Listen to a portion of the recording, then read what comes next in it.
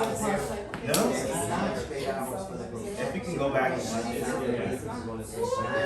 Alrighty. You guys ready? Okay, so thank you for being here, first of all. I appreciate it. And so this workshop, stress, I've been talking about doing this for 2 years now, right? So I was, and here's how it came about. I'd be in the room talking to one of you guys about stress, and then I get into it, which I can't do, right? Because then I'll be there for an hour. And so I would always say I should do a workshop on stress, right? How many times have we had this conversation, right? Too many times. And finally I said, okay, Emily, you got to put it on the schedule because then I'll do it, right? I have no choice. So here we are. So stress. So just by a show of hands, this should be pretty easy. All hands should go up. Who's ever experienced stress before? Show of hands, right? So here's the reality. Stress is part of your life. So the question isn't what do I do about my stress? Because some stresses you can't do anything about, okay? So really is more about strategies. How do I create peace? So stress is a hook, but really this is more about recognizing stressors, what stress is, understanding how it affects your body. I think it's important. If you understand how it affects your body, it gives you more control, which by the way, is one of the antidotes for stress is control, right?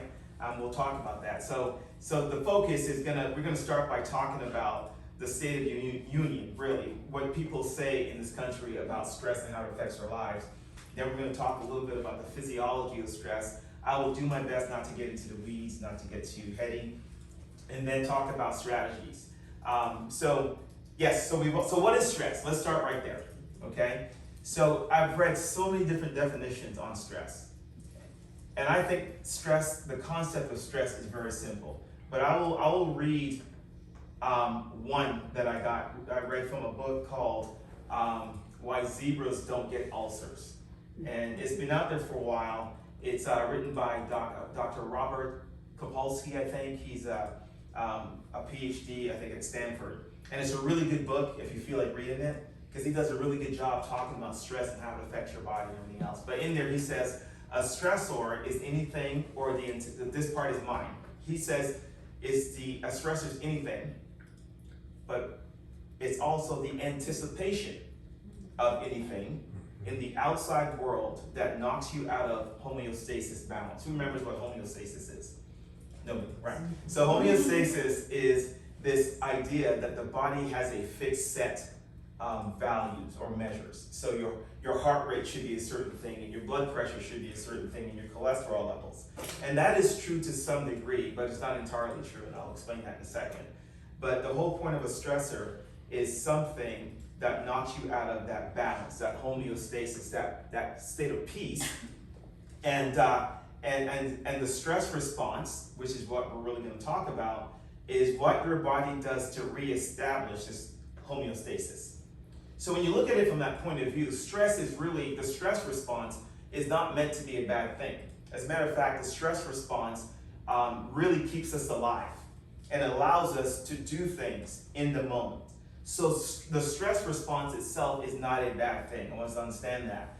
It's when it becomes chronic, and we'll talk about that in a second, okay? So I put in there the anticipation of something because the reality is we can trigger the stress response in our bodies just by thinking about something that hasn't even happened, right? I always use the analogy of how many of you have been in a situation where you had to make a phone call that you didn't want to make, to have a conversation that you didn't want to have, right? And you haven't had the conversation yet, but you kind of did before you made it. And you went through the entire conversation in your head. Like, so I'm going to call, and he or she, they're going to say this, and if they say this, they better not say this, because if they say this, I'm going to let them have it and say this. And then you went through the whole scenario, right? Who's ever been there before, right?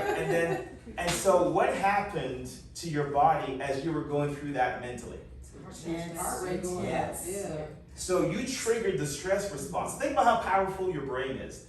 We are able to trigger the stress response in our bodies in response to something that never happened at all. So never mind in terms of memories of something that happened. So we have, we're the only animals that can do that, by the way. All the other animals on the planet, it's a response to something. They need a stimulus outside to be able to go into a stress response. We don't have to. we can just think about it. And that's what makes us so dangerous to ourselves. And so when that happens, now it's leading to things like anxiety and paranoia and all these other things, right? And hostility. So I want to, so your brain determines if a situation is stressful or not, okay? So stress is not the objective. No, and so here's the thing about stress though. Not every single person responds the same way. So if not every single person responds to stress the same way, what are some of the determining factors, do you think, in how you respond to stress? One person to another. Experience, your history. Gut health. Gut health, right? So that's more physiological, so for sure. What's that? Lifestyle. So I would say the biggest, so there's a few different factors, but certainly your past experience is one of them, right? So I always argue, like if you took a Navy SEAL and you put them in one situation, someone who's trained as a Navy SEAL, they're actually trained, right, to stay calm under pressure. So they still have the stress response happening in their bodies, but they're able and trained to control it. So you put them in a stressful situation that for the rest of us would freak us out, right, and make us want to die, they can handle it. So was it really the stressor? No, it was us. Because the stressor is constant, but how you respond is really the key here. And so that's what you want to work on. Now, if you can get rid of the stressor, great, right? If you can quit your job, great, right? And with some stressors, you really shouldn't necessarily try to get, you don't necessarily want to get rid of your husband, right? You want to give him a chance, or your wife, right? Right? Even though you feel, and she's like, well, right? So people's perceptions of stress are self-generated. It's your perception of the stress that really makes a difference, and that's where you want to work on. So how can we change the perception of the stress? On here says, if the brain perceives a threat, it will initiate a complex cascade of events that culminate in what is generally referred to as the biological stress response. So let's talk a little bit about some of the, I love this, right? So what do we as Americans have to say when we're polled about stress?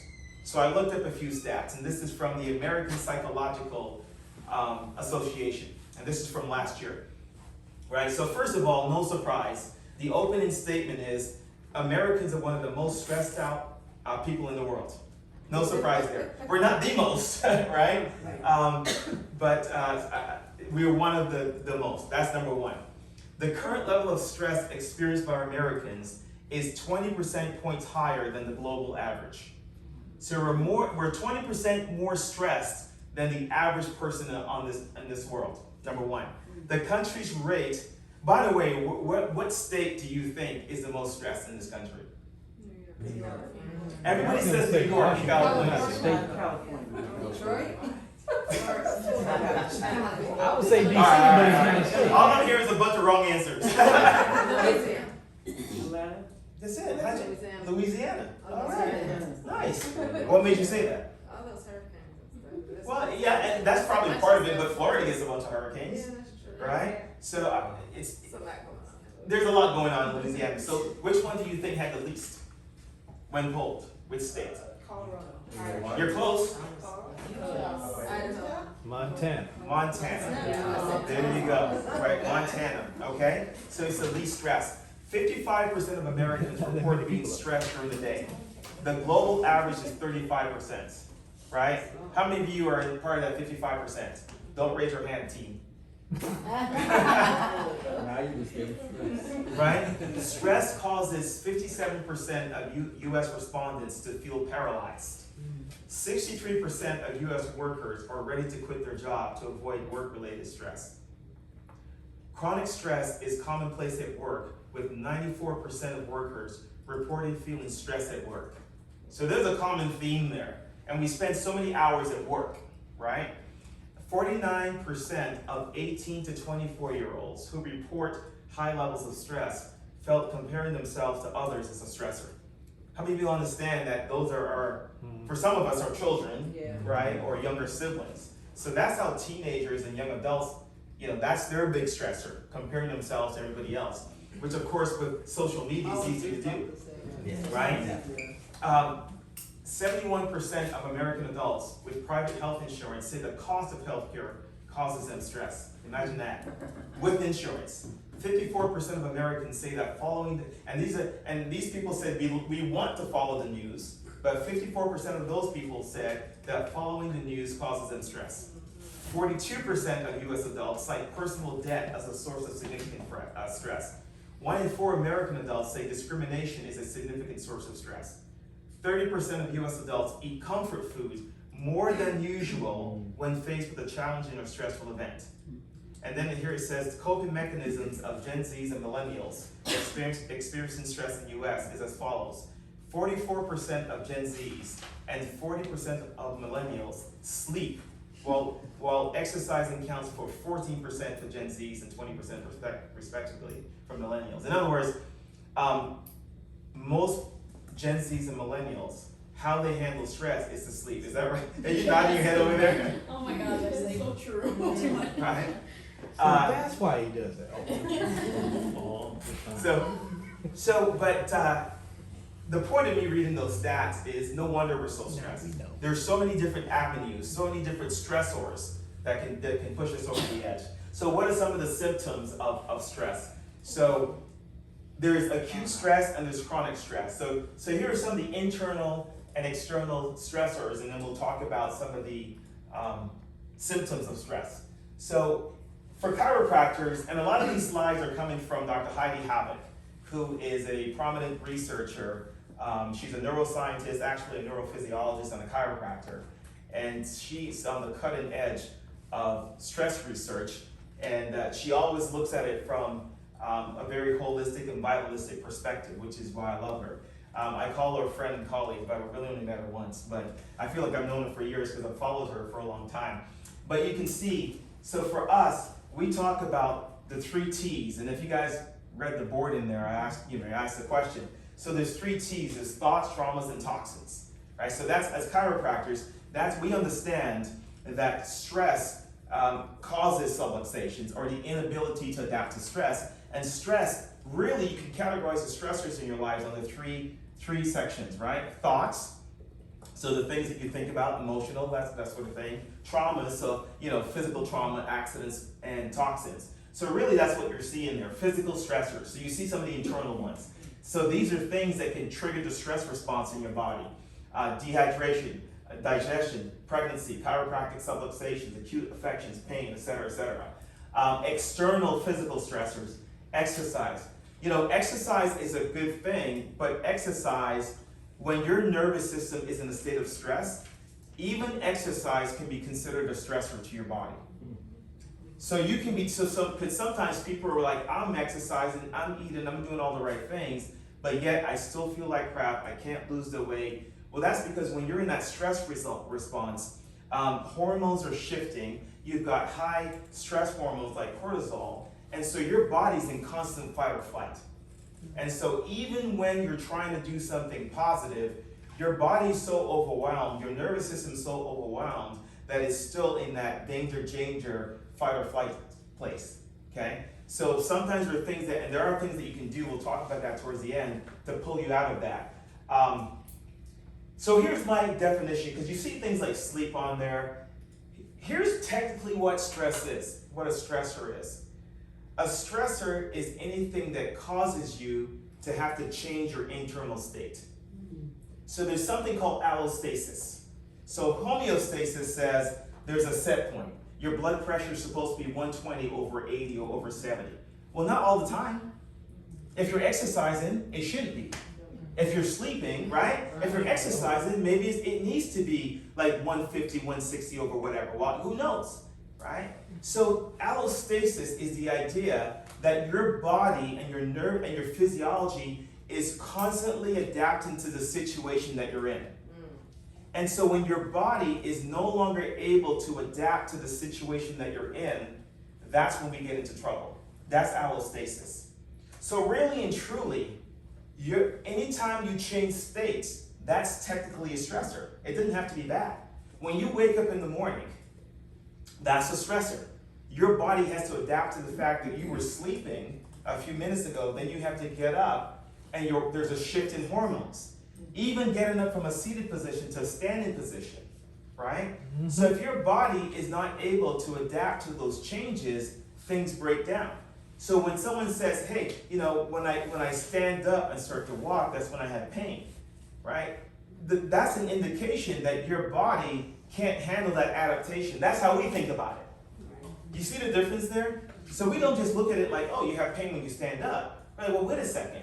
It means that your body is in such a state and such a state of incoordination that you can't even adapt to stand up. So our question is always, how can we get your body to adapt to the environment, as opposed to let's change the environment, right? So so athletes, for example, someone who plays a sport or works out, we don't say, oh, you need to stop working out, because that's what some doctors say, right? Just don't do that anymore. Well, that's a cop-out. But well, hold on a second. Let's see if we can get your body to the point where your body can better adapt so you can do the things that you love to do, right? There's a big difference there, right? So anyways, you guys can see that on there, okay? And then this next slide really shows some traumatic experiences. Because sometimes a lot of times we'll talk to people about stress, and they'll say stuff like, well, I'm not stressed. I haven't had anything. There's nothing stressing me out. Well, look at the list, right? Now, some of these are more serious, like sexual assault, right? But, we're celebrating, we're remembering 9/11 today. Yeah. That was traumatic. Don't you think that had far-reaching consequences psychologically and emotionally to Americans and people around the world? Of course it did. That is still reverberating today. COVID. Do you not think, that was a major, there were more cases of mental health coming out of COVID than ever before.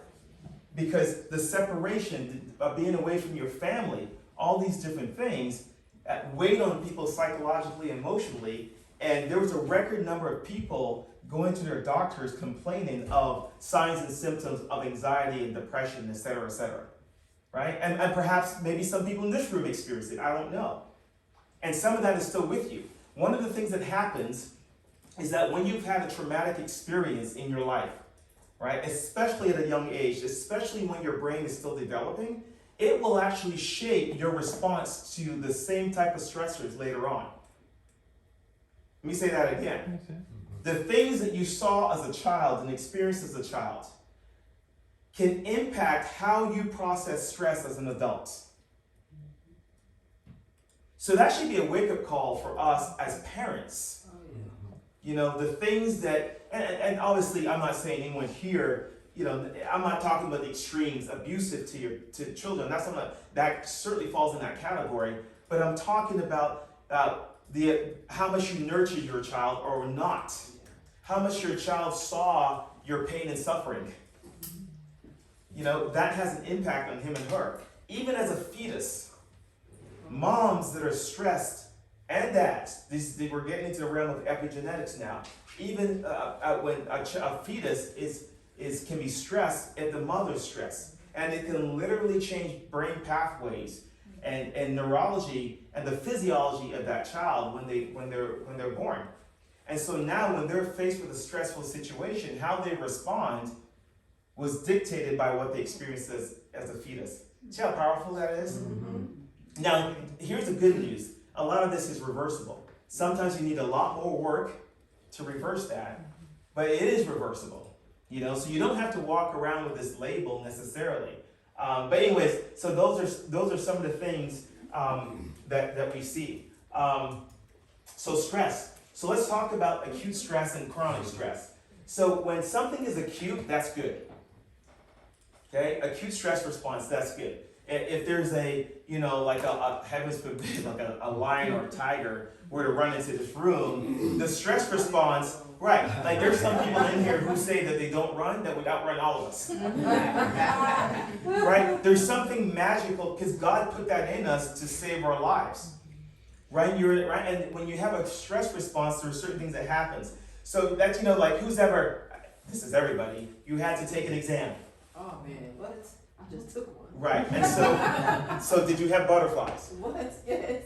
We all do. That's a stress response. Did your palms get sweaty? Yeah. Did you get your heart raised? My Started heart to was raise. racing, yeah. Right. What about trying to eat? Could you eat before a test? No. The only people that ate before a test are the people who didn't care. Yeah. Right? There's some people I'm like, how are you so calm? Because I don't care. I'm gonna feel this. Right? But you see what I'm saying? So that's an acute. That's okay. That's good. Because you know what it does in that moment when you have that acute stressor? Your mind becomes sharper. You have more focus when that happens. There are certain things that happen in you physiologically that help you in that moment.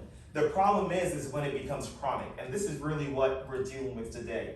Chronic stress, low levels of stress, things that you've gotten used to, and you're able to tolerate and manage, so you think it's okay.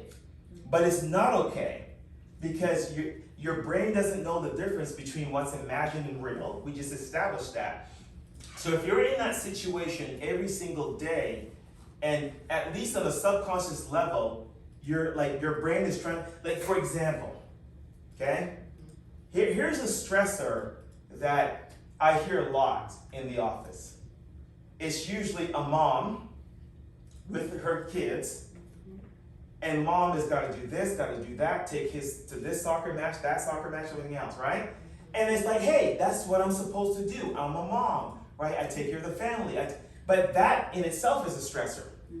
We have moms in here who are stressed out all the time from doing that. There's a book that we're going to talk about called Essentialism, one of my favorite books. We did it as a team. Greg McEwen. Essentialism.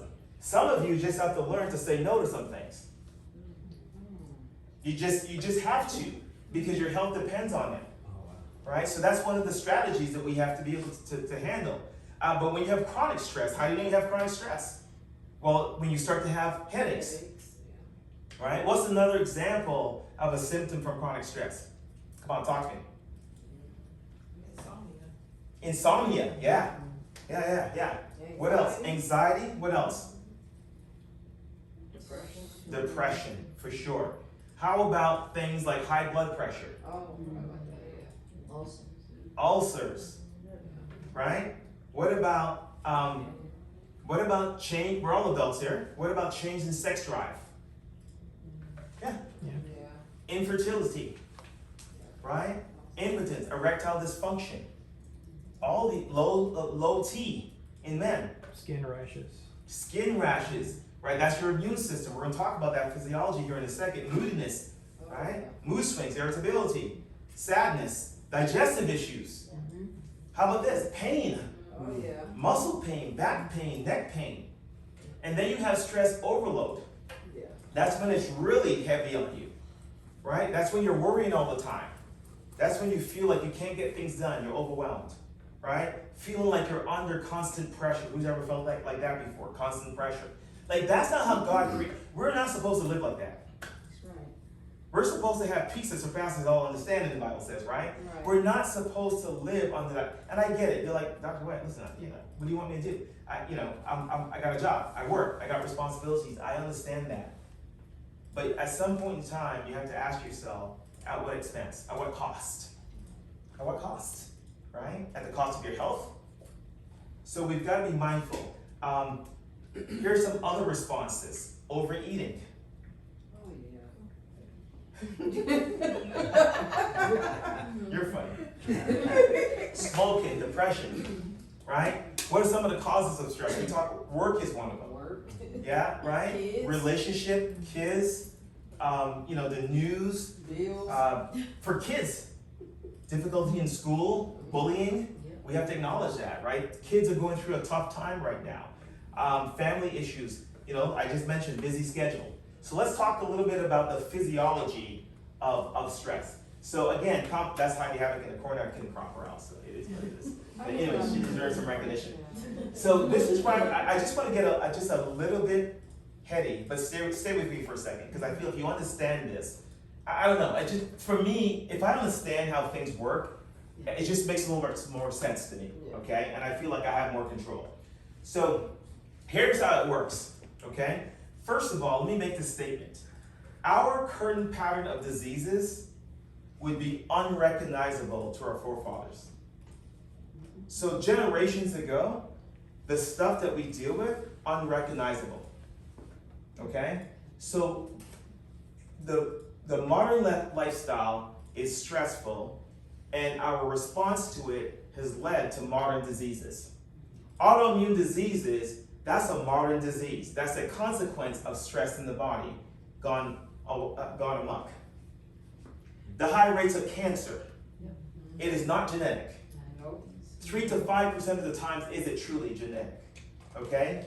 Diabetes, stressors to the body, heart disease, high blood pressure, all of these other modern diseases did not exist at the same level that they do now, okay? And here's how you know it's not mainly genetic, because it takes, I forget how many, I used to know, I think they said 10,000 years to have a shift in our genetic profile. So in order for our genetic profile, our genes to change, I'm not talking epigenetic, but literally for genes to change, it would take thousands of years for that to happen. Well, how is it that the prevalence of certain diseases, in some cases, have doubled and tripled in like 100 or 200 years? That's not enough to make a genetic shift. So we have to stop blaming it on genes. Does everyone follow me so far? Okay? So here's how it happens, okay? We live in a very stressful environment. We get worried all the time, okay? So because the brain doesn't know the difference between what's imagined and real, here's what your body does. Your body says, okay, there's a threat. There's a stressor. There's something wrong. And so right away, our brains go to work because we're wired that way, right? So there's a part of your brain called the amygdala, right? You see that right there, right? So you got the amygdala, you got the what's called the hypothalamus. And so right away, they recognize a threat. Now, again, the threat could be a bear or a tiger coming at you, or, watch this, it could be in anticipation of a conversation that you didn't want to have. Right? It could be seeing someone that reminds you of a traumatic experience that you had. The exact same response physiologically is going to happen. Okay? The brain doesn't know the difference between what's imagined and what's real. Now, so what you see is that when you have stress in your body, all these are being affected, but there's something called the prefrontal cortex. And the prefrontal cortex is what allows us to be human. It's the seat of executive decision making. It's the seat, it's what allows us to make decisions when you're angry, to calm yourself. It's what allows you to, like when you're in a car and you're having road rage, to not kill somebody. It's a seat of rationality, right? So it's what makes us human. Sociopaths, for example, right? When they look at their brain waves, their prefrontal cortices don't work well. That's how important it is. Well, one of the jobs of your prefrontal cortex is to regulate the rest of your brain and to dampen your stress response. Okay, so we're going to go through this here. As a matter of fact, I may skip a slide, but so when your prefrontal cortex isn't working, stress will shut down your prefrontal cortex. That's why when we become really stressed out, right? And I said the prefrontal cortex helps you to be rational and make the right decision. How many people have ever been stressed out and did something irrational? The rest of you are... We all did. We're humans. We all have. Come on. You got stressed out and cussed somebody out. Come on. Can we be honest? You got stressed out and you got upset and you yelled at your kids. Right? Nobody in this room, but someone cut you off and you flipped them the middle finger. Nobody did. You think of the you never do that. What's that? I say you think of the extreme first before that. Well, that's true. Yeah. You wish you could run them off the road. I get it. Right? But your prefrontal cortex allows you not to do that. Rational. But so watch this, because we see people all the time, not just in this country, but generally making irrational right decisions. So when you're under chronic stress, you can take that prefrontal cortex and turn it off. And here's the problem. The prefrontal cortex is what keeps you in check. So now your emotions are running the show. So if you're wondering why you're emotional all the time, or why that person's emotional all the time, that's the physiology of it. And the problem is that the prefrontal cortex regulates everything that you see on that left side. So now, because of the stress that we're constantly under, that you guys don't think that you're under, because you're used to it and you can handle it, what it's doing to us on a daily basis is that it's causing an imbalance in our brain, the prefrontal cortex, and then these things start to happen. So look at that list. It looks familiar, doesn't it? Right? So those are some of the modern diseases that we're talking about. Think about it. And so now, when you're under that stress long enough, right? Because it's a slow accumulation of damage over time. That's why we don't notice it. It's a slow accumulation. And because we judge our health by how we feel, right? Unless we feel it right away, we don't do anything about it. We think we're what? Okay. We think we're okay. But when we're not okay and we have the symptoms, right? So you see the cause. What's the cause? The cause are the stressors in our lives that our bodies can no longer adapt to. That's the cause. Would you guys agree? Right? The science shows us, the research shows us. So now you have these symptoms, and every symptom now carries what? Starts with a D. A diagnosis. Right? Because emotional arousal. So now if you have the emotional arousal, you now have anxiety. Okay? If you have increase in blood pressure, you have hypertension. If you have memory and attention problems, you have ADHD. If you have if your big muscles are tense, you have fibromyalgia. If you have sleep disturbances, you have insomnia. You see what we do? We label every symptom. Okay? If you have functional gastrointestinal disorders, we have IBS. If you have autoimmune disorders, there's a whole bunch of those. Right? Psychiatric disorders, you can see them right there. Chronic. You guys see what happens? It's really only one symptom. Your body's inability to adapt to the stressors in your life, displayed in different systems of the body.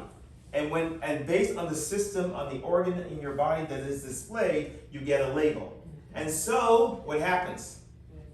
Right? So when we get the label, we go where? Right? Now, I'm not saying that that's wrong. What I'm saying is we can't call it health. It can't be a long-term solution.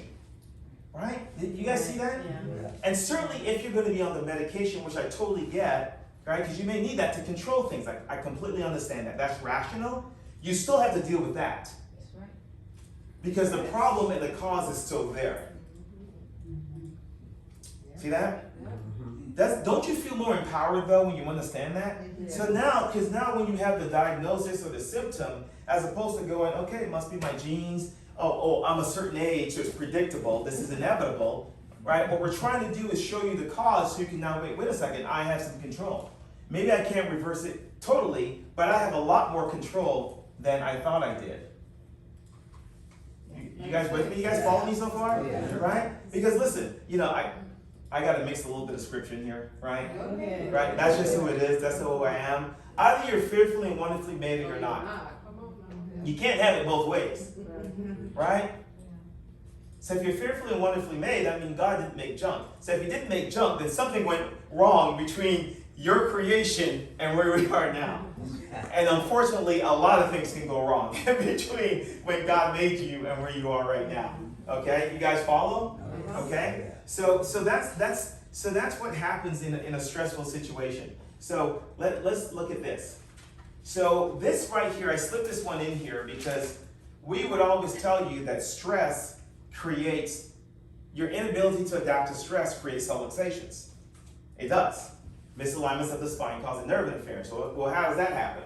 So this, I actually have the book in the back. I can bring it out and show you, but there's this awesome book, and in there, these two neuroscientists from Australia, right? They're not chiropractors, but they made this observation, and they said that when you experience stress, whether it's emotional, chemical, or structural, that the lung muscles get turned on, right? So we just saw here that what happens? Big muscles get tense, right?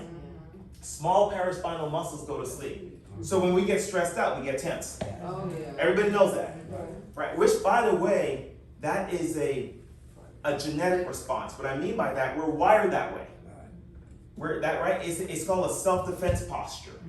So we're wired that way. So now, if the long or really big muscles get turned on, automatically, it's part of the stress response. right? Stress response, blood pressure goes up. Automatically, the shorter ones that sit next to your spine, they go to sleep, the stabilizers. Wow.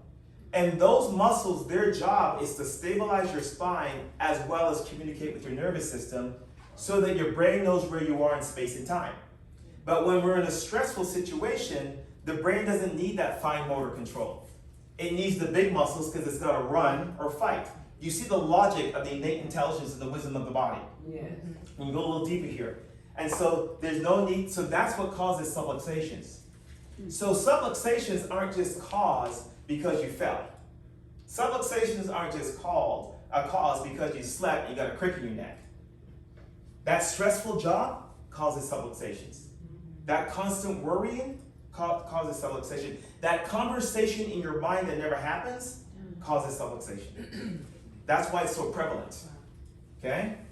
Right? So we're all science now. So here's how it works. This is what you and I go through all the time. Let me break this down. Sensory, so your brain perceives something that could be a threat, either real or imagined. Right away, there's a part of your brain called the amygdala. And the amygdala fires, it's your alarm bell. And by the way, this happens so fast. This is like, I'm talking like, what's less than a millisecond? I don't know. Nanosecond. It happens quickly. The amygdala says, we've got a threat. Right away, it sends a message to what's called the hippocampus. And the hippocampus now has to categorize it. The hippocampus says, in a split second, is this danger? Have we seen this before? I'll give you an example. One day I'm driving to church when I had a practice in Paulding County, and it's on Macklin Road, and it's 2-lane road, and it's dusk, it's getting dark. And so I'm driving, it's a Wednesday night, I'm going to church, and a car crossed the solid yellow line because they wanted to pass a car that was turning into a driveway. So the car's coming head on at me, right? I pull hard to the right, and if you've ever driven on Macklin Road, you know there's a drop off. It's a drop, yeah. Praise God, I didn't hit the drop off. It was in someone's driveway. And I stopped, right? And the car went ahead and people stopped to check on me. That was probably well over 10 years ago, maybe even longer. This is probably like 08. Oh. To this day, when I'm driving, anywhere, but for sure for church, but anywhere, on any street, guess what I pay attention to? Who's coming? The oncoming car. Yes. It's automatic, right? So why? Because my hippocampus, my amygdala says, watch out. My hippocampus says, wait a second, have we seen this? Get ready. You see how that works? Yeah. Right? So it checks in your past history. Then, watch this. If the hippocampus determines that this is not a threat, a message goes to the prefrontal cortex, and the prefrontal cortex shuts down the stress response. Balance is built in, right? However, if that stress is constant and chronic, this is what happens, right? So, and by the way, what this is showing is that these two parts of the brain, they're going to send a message to the hypothalamus, and it's going to release cortisol. Stress hormones. You guys heard of those, right? Yeah. So right here, boom, release. Split second. Your body gets flooded with cortisol, right? It also goes to the brainstem right up here, where the atlas is. We talk about that a lot. That area right here, real important. It goes right here, and it triggers the sympathetic nervous system, fight or flight. That's where all the tension in a split second. And if this danger is real, that message never even makes it to the prefrontal cortex. Like these guys will shut the prefrontal cortex down. And so right away, you're in fight or flight. Right away, you're tense. Right away, your body is being showered with stress hormones. And those stress hormones, if this is happening day in and day out, will start to break your body down. And that's what's going to lead to things like high blood pressure, cardiovascular disease, inflammation, and it's like a constant drip when it's constant, right? So we have to pay attention. We're going to talk about some strategies. So now, watch this. It shuts it down. Not only that, but the cells in the brainstem also, so they gang up on the prefrontal cortex. They're like, you're not gonna stop this today. We're gonna be stressed out, right? And so all this stuff happens here. High blood pressure, so on and so forth, right? And then, so these are all the organs that are affected. So I'll give you an example, the heart. When we're stressed out, here's what happens.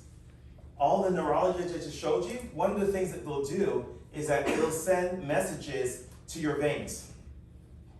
And your veins will become tight and constricted. Why? Because it needs to increase your heart rate. So you can get blood out to the big muscles, right? But what happens is that blood coming back into the heart, it goes into the left ventricle. And it slams into the left ventricle, right? Because we need the force to get blood out to your muscles. So imagine now, when you're sitting in your tents, right, and you're stressed out, that's what's happening. So over time, if that stress is severe enough, the slamming of the blood into the left ventricle will cause the muscles in the left ventricle to thicken, right? So now you have left ventricular hypertrophy, right? You've heard that diagnosis before. So that's how stress can cause that. So now the heart is lopsided. So guess what you develop next? An irregular heartbeat. Can you see? Isn't that amazing? Yeah, that is. That the stress can do that? At the same time, it's causing your arteries to dilate because it has to get more blood out to your muscles. And as the blood vessels leave your aorta, that main vessel, they split. It's called bifurcation. And every point of that bifurcation, here's what happens at the same time. Because they shut down the prefrontal cortex, your body produces more inflammation, right? Because it's getting ready for it. It doesn't know what's going on. It's getting ready. And so with the inflammation, you start to have fat cells dumped into the blood. You start to have LDL dumped into the blood. You start to have something called C-reactive protein. You've heard of that before. It's actually a test that your doctor will do. It's an inflammatory marker to see if you have heart disease. Well, that gets dumped into the blood from the liver. There's something called foam cells, which is a cell that has fat nutrients. That gets dumped in. And what happens is, as they get dumped into the water, into the blood, it can start to clump in the arteries and damage it and start causing plaque. So that plaque now narrows the blood vessels. But where the blood vessels are splitting, because there's no more than 5 cells. A cell is no more than 5 cells away from an artery. So it's extensive. And so when it starts to split, where it splits can also get clogged. So now you have even more high blood pressure. And so now those arteries get clogged. If it gets clogged in your legs, it's called claudication. You start to have pain in your chest and your legs when you walk. Now the heart wall is even bigger. It needs more blood. Your coronary arteries can't keep up. So now you're at risk of having a what? Right? Well, before the heart attack, cardiac ischemia, a decrease in blood to the heart. Right? You guys can you see the cascade? Now do you understand why things like heart disease, cardiovascular disease is at an all-time high in America? But wait, let's go back to the stat. What did I say about America? So is that in the arteries and in the veins? Yes. Yeah. Yeah. Guys, this thing is simple, right? We are responsible for our diseases, nobody else. Stop blaming genetics. But if you understand this, you can take control, right? And I don't even have time to get into to immune system, right? We're gonna do a talk on cancer and the immune system.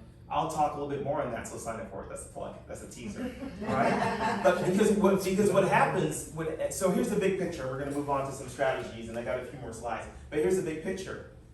Anything that is what we call anabolic, anything that is rest and digest, anything in the body that helps to build. If there's a hurricane, you're not building condos in a hurricane. So the body does the same thing.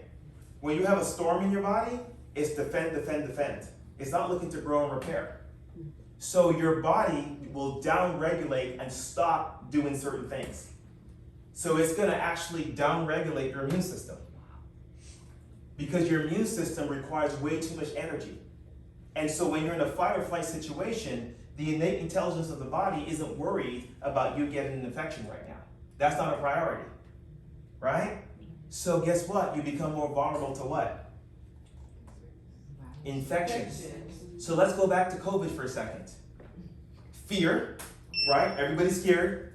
The unknown. Nobody knows what to do, right? You get mixed messages. You're afraid, you're afraid, you're afraid. Fear, fear, fear, fear. What happens to your immune system? Self-fulfilling prophecy. What happens to your chances of developing COVID and dying? Right? What did everybody do once the country shut down? There's like a handful of places that were still open.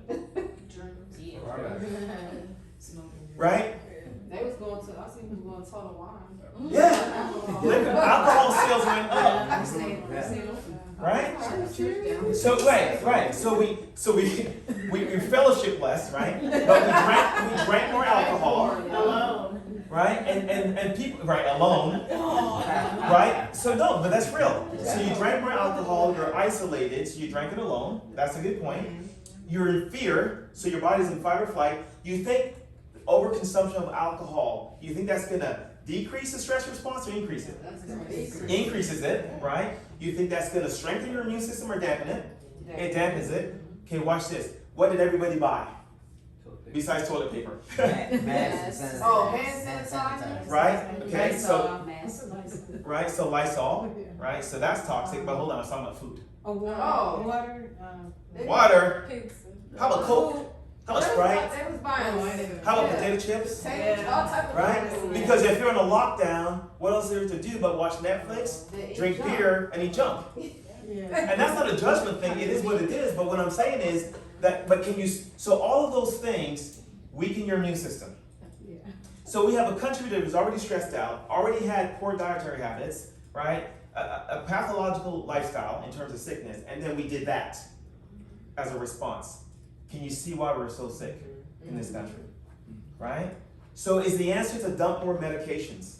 Oh, no. Like, it's just irrational to say that that's the solution. It is not the solution, right? If the fish in Lake Allatoona started dying, right? What would you do? What's the first thing you do to figure out the problem? What would you do? Oh, you test the environment.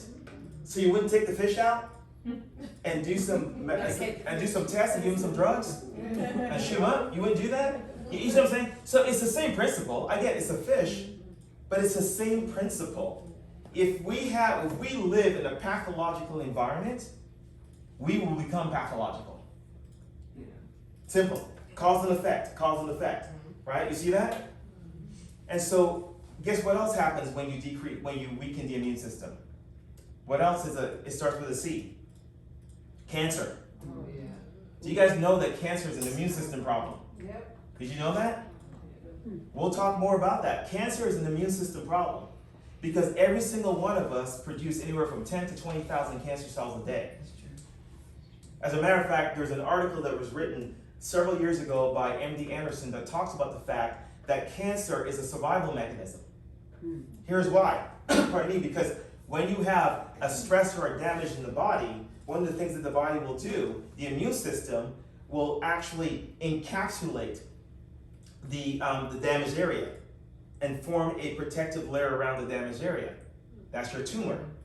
And then what happens is that the immune system will recognize the group of cancers, the group of cells, right, that tumor, and kill it, destroy it. So that's why, even though we produce 10 to 20,000 cancer cells a day, you don't necessarily mean that you're going to have cancer, right?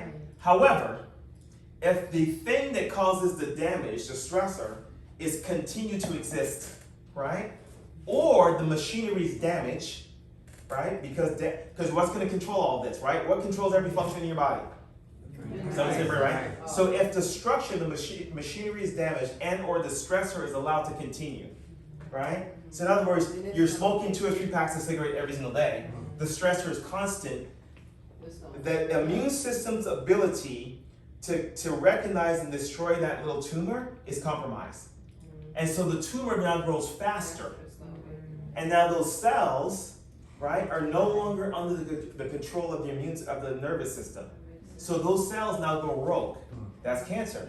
But if you have a robust immune system, the robust immune system is going to be killing that. Right? Right. So when you cripple your immune system, you increase what? Your chances of cancer. And then there's autoimmune diseases. Right? That's the next thing that happens. You know, Hans Selle was a Canadian I think he was a physiologist. And he talked about the 4 stages. And he talks about the fact that when you have, the first thing that happens is that you have the alarm stage, right? We talked about that. The second thing that happens is that the body tries to adapt or resist. We talked about that. But if it's chronic, here's what happens to us. Our nervous systems and therefore our bodies become exhausted. That's when those things happen. Exhaustion. Right? So and that means you have no more reserves. Now, wouldn't it be nice to be able to see whether or not your nervous system is exhausted? Yeah. Would you like to know that? Good. How many of you guys have had a progress evaluation within the last 6 to 9 months in this office or a year? You had that test done. It's called HRV. It's called HRV. Yeah, you did. Dr. Choi, they just asked if they had an HRV. Who asked that question? Right? This happens because your body is constantly mobilizing energy to fight battles. Right? And you can only fight so many battles before you become exhausted. And when your nervous system's exhausted, you can't defend itself. See? So you know how medical doctors would do a stress test to see, so you've heard of the vagus nerve? Yeah. So the vagus nerve is part of the sympathetic, parasympathetic, and that's the autonomic nervous system. That's the part of your nervous system that regulates things automatically in your body. Like your heart rate, digestive system, things that you don't really have direct control over, right? And the vagus nerve comes off of where? The atlas, C1, where we adjust you guys, right? Yeah. Vagus nerve. And so doctors want to know, is that vagus nerve working properly? So one of the things that they do is they put you on a treadmill, right? They give you a stressor, treadmill, and they do a stress test, which some people have dropped dead from, by the way, right? But then they discovered that the HRV is an easier way. Here's why. Because every time you and I inhale, that turns on your sympathetic nervous system, right? And the space between the heartbeat is very rapid. But then when you exhale, you're turning on your parasympathetic nervous system.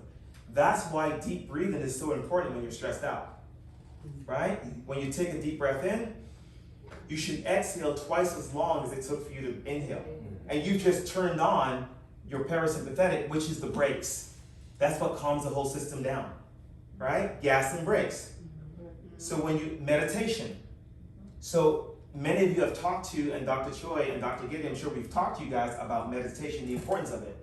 To sit down, right? Count to 10. Relax, breathe, because you're turning on the part of the healing part of your nervous system. So, but when you exhale, the space between the heartbeats slow down. So there's a variation in heartbeats between breathing in, and breathing out. You guys get that? That is called heart rate variability. And that is a great indication as to how strong your vagus nerve is.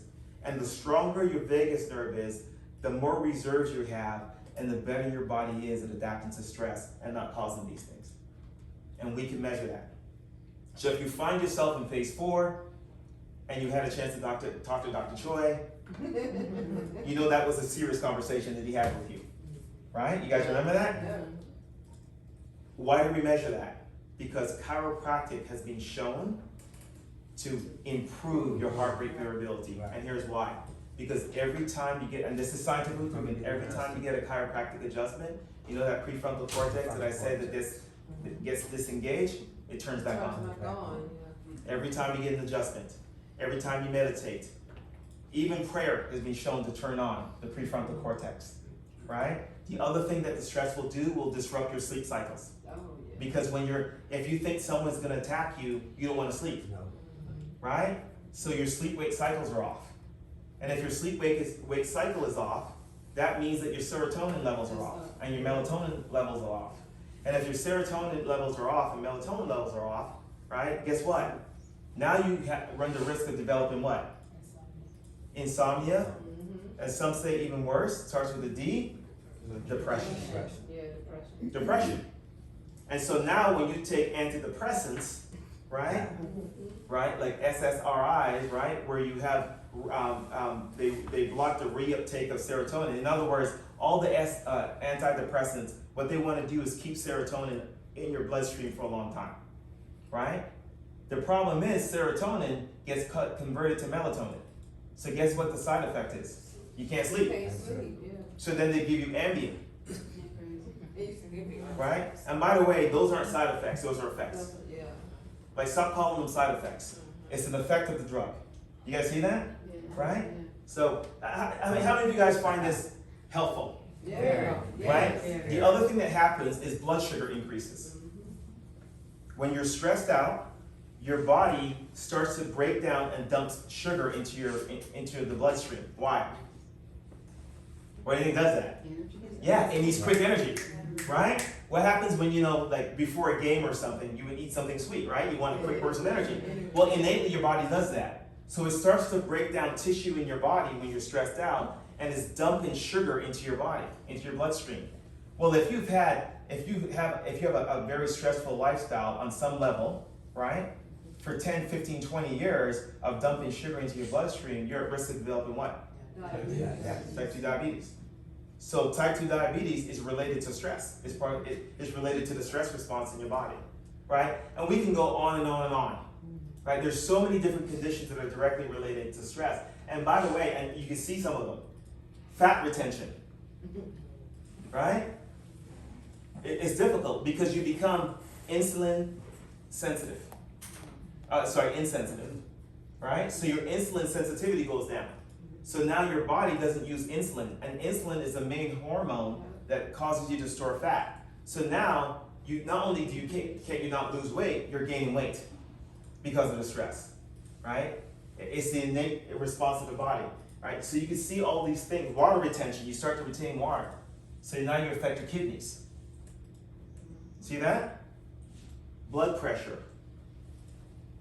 You guys get the idea, right? And then so you get imbalances in testosterone. Estrogen levels and testosterone levels go down. So now look at this. Look at some of those symptoms. You start to gain weight. We call that metabolic syndrome, X, right?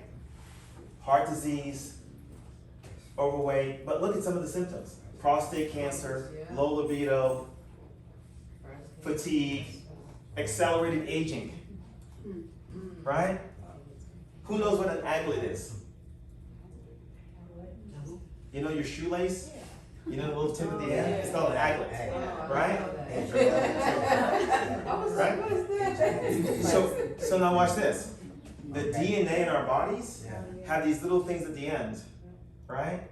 Like aglets. And what happens is, it's called telomeres or telomeres, Telomere. And they have a certain length. Well, the more stress you and I are under, they shorten, and they shorten quickly. Well, guess what? There's a direct correlation with the length of your telomeres and how long you live. So the more stress you and I encounter, the shorter those things get, and they get that way quickly. Now, they've also been able to show that the reverse can happen. They can get longer within reason. Like, you're not going to live to 300 years old, right? It's not going to happen, right? So but you see right there, it's accelerated aging process. So you guys see all that, right? Yeah. Okay? And so you can see, again, another thing that happens, poor cognition. So now, watch this. The kid who's stressed out, for whatever reason, mom and dad are arguing all the time, maybe bullying at school, maybe divorced, whatever it might be. But that kid is really unhappy. And then we're surprised when they don't do well in school. And then we put labels on him or her. They can't focus. And then we put them on Ritalin and Adderall. Or Folkland. Whatever that is. I've never heard of that. Is that a new one? It's a new one. Right? Can you see that? Oh, by the way, what else happens to combat your stress? Addictive behavior. Right? Because you want that, because one of the things that you want control. You want that dopamine to increase, because that decreases when you're stressed out. You want it to be, so you want pleasure, you're seeking pleasure. You're seeking avoidance from the pain. So you become, and that addiction can be anything. It could be drugs, it could be alcohol, right? It could be food, It could be porn, it could be anything, right? It's an addictive behavior. Can you see the snowball effect? Okay? So, all right, and this is more of the same. Immune system changes because the prefrontal cortex regulates the inflammation in your body. When it's turned off because of stress, inflammatory disorders go up, autoimmune diseases go up. We just talked about this. Slow wound healing. You don't heal as well. Oh, yeah. Promote cancer and decrease resistance. Muscles, we talked about this, right? Pain. So after a while, chronic pain, you don't even feel pain as much anymore. Because you're not uncomfortable. Yeah. So one of the things that happens is that your perception of pain goes away. And by the way, how pain works in your body and in your brain is that you can start to feel pain without pathology, without an injury. Because when the body encounters stress, what happens is there are cells in your brain that do many different things that get affected when you have pain. So you can have an emotional stressor, a bad experience, an argument, and start feeling pain in your lower back. And we see it in you guys all the time. You're doing great, you're doing great, you're doing great. Then you come in, you're like, oh my God, I'm in so much pain. I didn't do anything this weekend. And we start digging, right? We start asking, what did you do this weekend? Did you have a stressful week? And you guys think we're crazy. I know you guys are thinking, they're not listening to me. My back is hurting, and this idiot is asking about my week. I know how some people think, right? I'm just kidding, right? But you're confused. Right. But that's why. Okay? So this is, but if you understand, guys, if you understand this, you're empowered. Yes. So then you go, wait a second. You can fix it. I am feeling sick, my blood pressure is up, these things are happening. Okay, I get it. I may have to take medications to control it now, but I'm not stopping right there. Let me start to examine my lifestyle. Let me start to examine the things that I'm doing, right? So how's my thought life? What am I saying to myself? What's my routine like, right? Am I saying yes to everything? Am I busy? Am I overwhelmed, right? What are my food choices? You know, what are my relationships like?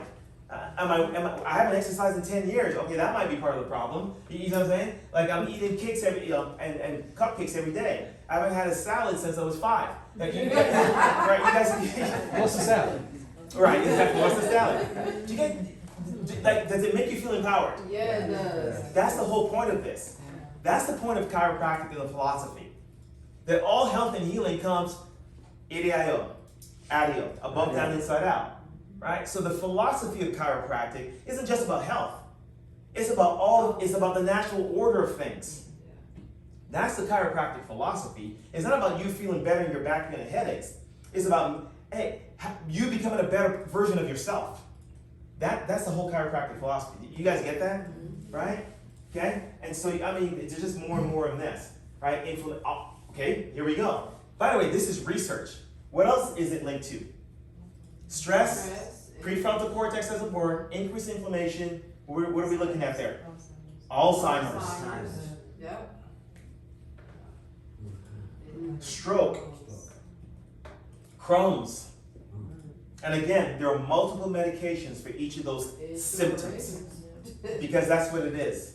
It is a lack of ease. It's a state of dis-ease. I want you guys to stop thinking about disease and think of these things as a lack of ease, a state of dis-ease, a state of disorganization in the body. Do you see that? Right? Just like you said to me, you would check the water of Lake Allatoona before you check the fish, right? Check your environment when this happens. We good? You gotta sit. You're sitting home? Oh, for sure. Mine is the additive part. Right? I mean, you guys, I think we've already hit that, right? We've hit that. Okay. So here's a continuum. I think I got a few more slides. Yeah, we're almost done. Right, here's a continuum. So this means that, right, I sound like a pastor, right? Almost done. We got another hour, I'm kidding. So now, so look at this.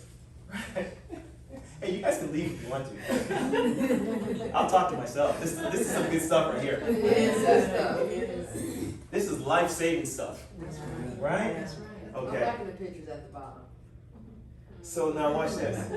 As much, and by the way, subluxation is the cause of stress, but it's also a stressor. So when we're subluxated, it causes the same stress response. So that's the unique thing about subluxations. It's caused by stress, but it causes stress. So when we adjust you, we're breaking the cycle. But when we engage you, we have you come to these workshops and we're talking about your lifestyle, we're trying to remove the very things that cause the stress in the first place. That's what the other essentials are all about. So there's something called neuroplasticity. Your body can change, your brain can change, right? So as much as you can have maladaptive neuroplasticity, where you keep going from left to right, and then one day something simple happens, you're like, all I did was pick up a pen and everything went downhill. Well, that's the straw that broke the camel's back, right? It's called a catastrophe theory. The catastrophe theory says this, right? That you've got a cliff and it looks like this. So here we are, and there's an edge. And so we make poor choices, but we don't know we don't feel anything. We don't have a diagnosis, we don't feel bad. And then what happens, you get to the edge and boom. And then when you fall off the edge, that's when everything hits you, right? So by the way, how much effort do you think it is to get back up there? A lot. Healing takes time. So when you guys come in and we're adjusting you and we're telling you to make these lifestyle changes, you guys want changes yesterday. But what you guys don't realize is that this has been 10 to 20 years in the making. You just didn't know it. Right? Then you come to us here and you don't get better in 2 adjustments and you quit. Not this group, preachers in the choir. Right? And what's worse than that is that we get you up the hill, you get right here, and you quit. And then what happens? We see it all the time. Then you quit, and then guess what happens? You fall back. You fall back even harder, and you come back, and here's what happens. You expect to get back up the hill as quickly as you did last time. But you won't. Right? And then finally you get the big idea. And you go, wait a second. Maybe I need to change my lifestyle. And then start going this way. Right? Does that make sense, everybody? Right? So that's what this is all about. So the body can heal. That's called healing. And healing takes time. Healing is injured and damaged cells being replaced by healthy cells. That's what healing is. So it takes time. Right? That's what I hear all the time. That's what I hear all the time. Oh, I'm great. I'm great. I'm doing awesome. Come on, let's be honest. You know what's the biggest place for this? Church. Church. I am blessed. And I get it. You don't want to dump on people. But you notice that, listen, I'm in church. Right? So I'm not like, making fun of being in church. But everybody in church is doing great. But here's the scary thing. Statistically, the numbers are the same in church. The rate of depression is the same. The rate of anxiety is the same. The rate of cancer is the same. The rate of heart disease is the same. Guess what? And God is going, when are my people going to learn? Because your body is the temple of the Holy Spirit. Right? So in the Old Testament, do you remember how they took care of the temple? They were meticulous. Who knows the word? They were meticulous in when they took care of the temple. Only certain people can go into the temple. And every single day the Bible said they cleaned everything. It had to be spick and span. And if God says that your body is the temple of the Holy Spirit, and that was the temple, how much better should we take care of our bodies? Much better. Much better. Right? It's about stewardship. Right? But we lie to ourselves and we lie to other people. Right? Everything's great. And the sad thing about that is that all we think about is, hey, it doesn't matter if I die. I hear people say that. I've lived a good life. I'm going to heaven. I'm going to be with the Lord. But maybe He's not ready for you yet. Maybe you have an assignment here on earth that you've not completed. How selfish are you? That's strong. I know. But God is saying, I got work for you to do, Shevis. I'm not picking you, I'm just saying your name. Right? I've got work to do. I've got work for you to do. I still have people for you to love. I have people for you to take care of. I need people for you to influence. Right? I've done an assignment for you, but because you're not taking care of your earthly body, the assignment got cut short. So I'll welcome you home, but I wasn't ready for you yet. The bed's not made. Right? Right. So that's another reason why we've got to be good stewards. And then we got to teach it to our children. Amen. It's generational. Because right now we have generational diseases. Right? We have, so we need generational health. Right? And listen, I'll be bold. Your family and friends need to be in here. Because let me ask you a question. Have you ever heard this before? What I just talked about. No. And if you wanted to hear it, where would you go? You don't know. What would you watch? You don't know. That's why I recorded. Right. What Netflix show would you watch? Right. Oh, by the way, no offense to medical doctors, they don't know. They don't know. I work one or the I have one, we just had one that started, and I asked her, did they teach you any of this in school? Nope. No. Anything we learn about chiropractic and this whole thing is negative. That's all. It's true.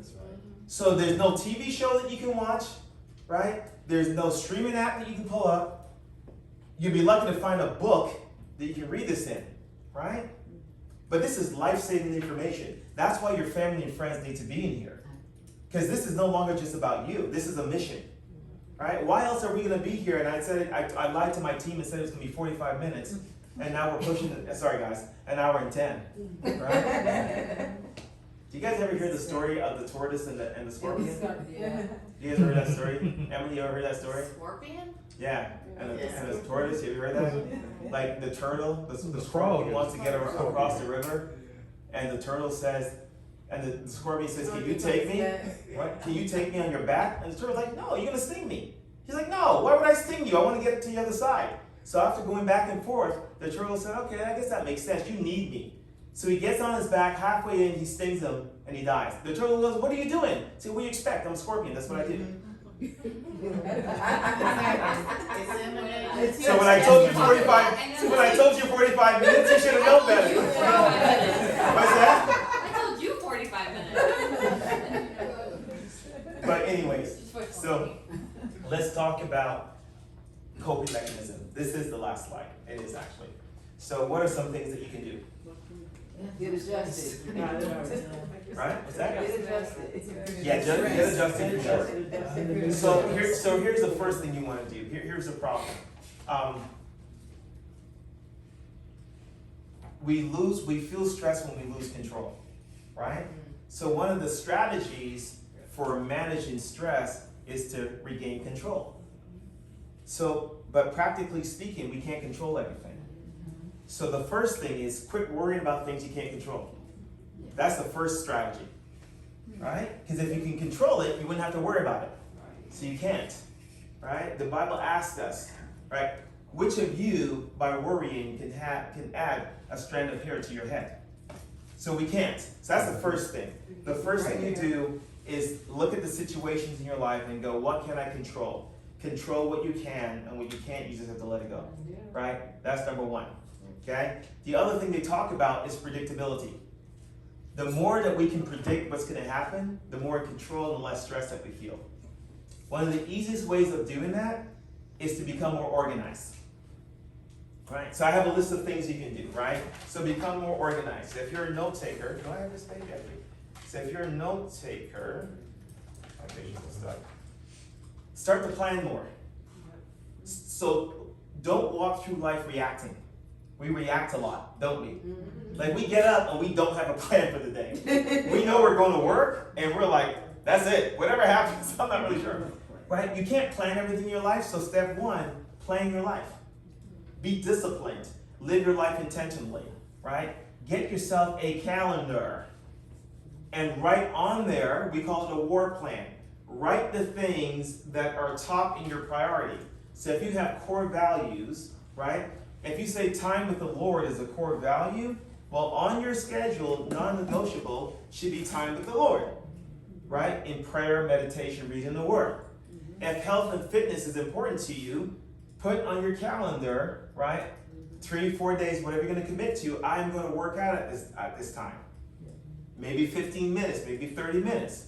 If time with your significant other and family is important to you, put that on the calendar. And hey, no one gets that time. You guys know what I'm saying? If I want to learn a new skill, put that on the calendar, right? Because everyone tells us they don't have time. And everybody has 168 hours in a week. So we all have the same time, is what we do with it. And a lot of the stress and anxiety that we suffer from is because we don't plan our lives and we're reacting and we're not prepared, okay? So planning is one strategy. and prioritize. We can't say yes to everything, right? You know, I told you about this book, Essentialism, and in here, you know, I love what he says. He makes a distinction between people who do things the hard way and people who do things the essential way, right? Let's see if I can find it. Oh, Where I can can't we find get that book? it. Amazon.com, right? He says, non-essentialists will do this. All things to all people. You want to be everything to everybody. And so here's how you think. I have to do this. It's all important, right? How can I fit it all in? That's what, right? Essentialist says, I choose to. Only a few things really matter, right? What are the trade-offs? So you don't try to do everything. You don't try to be all things to all people, right? The undisciplined pursuit of more. The non-essentialist reacts to what's most pressing. Says yes to people without really thinking. Who's ever done that? Tries to force execution at the last moment. The essentialist pauses to discern what really matters. Let me get back to you on that. Bless you. Says no to everything except what's essential. You can say yes to some good things, doesn't mean you should. Right? And listen, I'm preaching to the choir right now. Because that's these guys. I'm notorious for saying yes to almost everything. Even if it's good. Why do you have that look in your face? I can't believe it. Ask me that. You think I'm a mean person. The essentialist removes obstacles to make execution easy. Last thing, the non-essentialist will take on too much and work suffers. They feel out of control, right? They're unsure as to whether the right things got done, and they feel overwhelmed and exhausted. The essentialist chooses carefully in order to do great work. Less is more sometimes. They feel in control. They get the right things done, and they experience joy in the journey, right? So planning. The other thing that you want to do is have an outlet. Oh, yeah. Have an outlet for your stress. Now, sometimes that can be bad, because some people, the outlet, like I said, is drinking too much or fighting. So it has to be a good outlet. The other thing that helps too is having a social network, a group of people around you that care about you, love you, and can support you, right? Not so you can dump on them, but they can support you emotionally and support you spiritually. Okay? Prayer and meditation. The more you pray and meditate, the more you spend time with God, the more peace you have, right? You start to have that peace that surpasses all understanding. Then there's the practical things like exercising. You don't have to exercise an hour a day. You can walk 15, 20, 30 minutes a day, right? Walking 30 minutes a day, right, 3 times a week will reduce all-cause mortality by 70%. Research shows. So just walk, right? Eat healthy, right? Cut back on the sugar. Cut back on the foods. Cut back on the alcohol, right? Things like that. And just eat more wholesome foods. The Max Living Nutrition Plan covers that, right? Start eating healthy fats. That supports good brain function, right? And then there are things like massage therapy, right? So massage therapy is going to be great. Go see Angela White. That's my wife. Right? We're recording that. and then that's the phone probably died by now. And then there's chiropractic. So I'm preaching to the choir, right? We know that chiropractic, right, decreases the stress response. So if you I just went through all 5 essentials. If you do all 5 essentials all at the same time for a period of time, I guarantee you'll be a better version of yourself. Guaranteed. Why? Because you're wired for it. It's a genetic requirement, right? So can you guys do this? So now you have to make a commitment to yourself as you leave here today.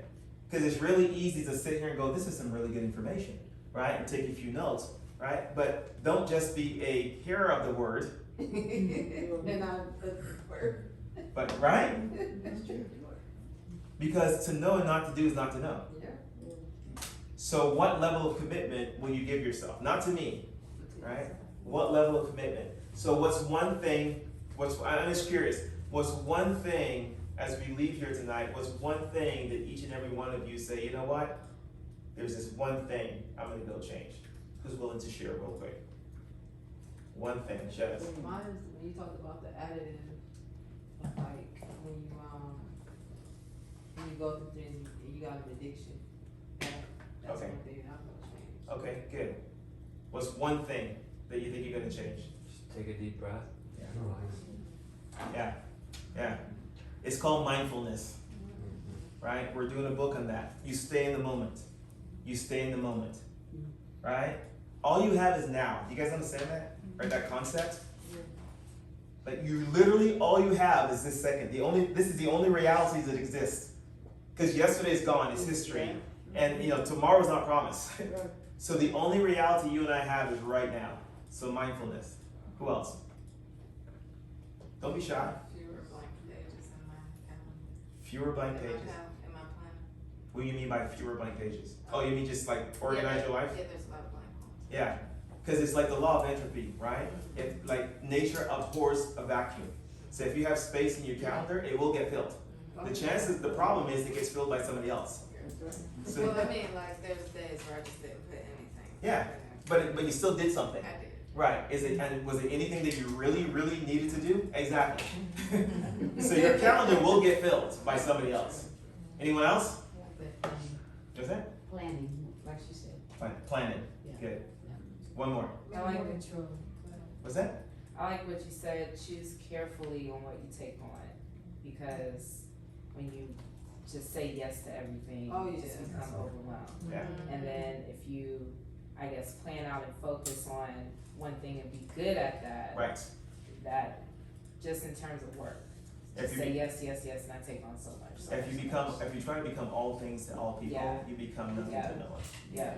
Put more on. Yeah. So that's good. That's good. That's good. What were you gonna say?